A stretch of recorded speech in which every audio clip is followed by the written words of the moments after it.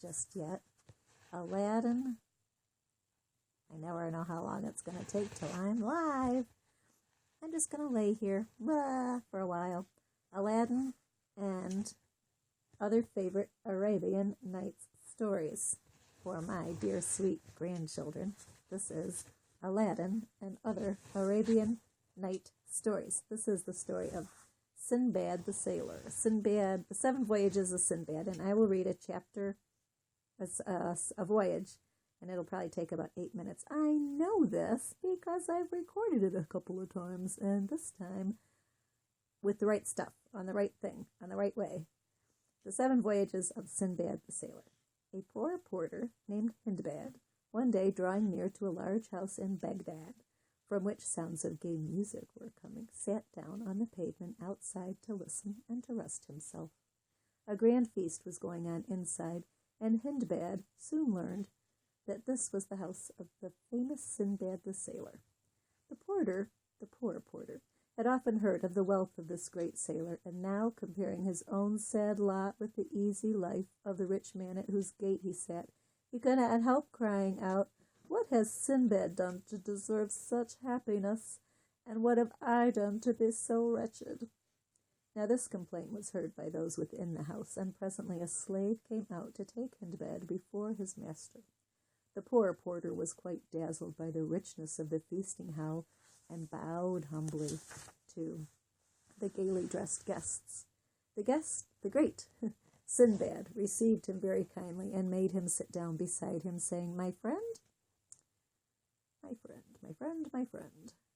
I heard your complaint just now, and do not blame you. Yet you make a mistake if you imagine that I reached my present happiness without much suffering and trouble. I'll tell you, if my guests are willing, I'll tell you the story of my 7 voyages, and from that you will see that what I say is the truth. The guests were ready enough to listen to the story of the great sailor's adventures, and Sinbad began the tale of his first voyage.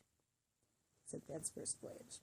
When my father died, he left me a good fortune, which I enjoyed for some time, but a great love of adventure soon made me give up my easy life and take to the sea. I threw in my lot with some merchants, and having fitted out a trading vessel, we set sail, calling at various islands to buy and sell goods. One day 3 of us landed on a small island, but no sooner had we made a fire to cook our food than the island began to tremble and quake most horribly.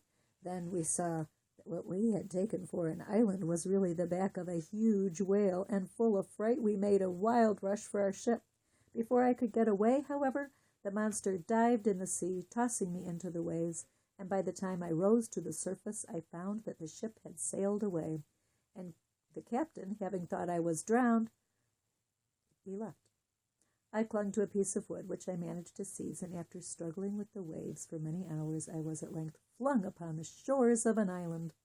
I rested for a while, and, after eating some wild fruit, walked forward into the island. Soon I came to a plain where I found a very handsome horse feeding, and whilst I was admiring his beauty, a man came up and asked what I was doing there. I told him my story, and then he led me to a cave where a number of other men were resting. They gave me some food, and whilst I was eating, told me that they were grooms to the great King Mirage, who ruled over the land, and were now going to his palace with the fine horse I had seen. Next day they set off for the capital, taking me with them.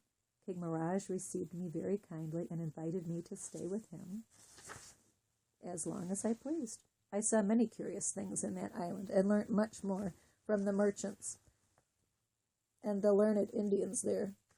Ships from all parts often came to the harbor, and one day, as I stood watching a merchant vessel unloading some bales, I saw to my surprise that these goods were marked with my own name.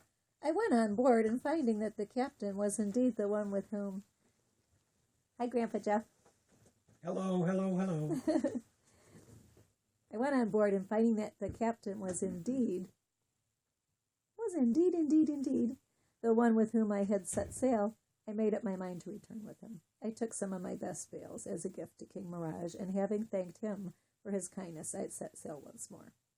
We traded at the various islands we passed, and at Last arrived safely at Balsora. I made my way at once to Baghdad with the large sum of money I got for my bales, and building a fine house, I gave money away to the poor, and settled down to enjoy my good fortune. Sinbad stopped his story here, and giving 100 sequins to Hindbad, the one at the beginning, he invited him to come back the next day, when he should hear more of his adventures. Next day another feast was held, and as soon as Hindbad and the other guests had finished, Sinbad began the story of his second voyage. And I'll read that one for you next. We'll do one at a time. This one was 5 minutes.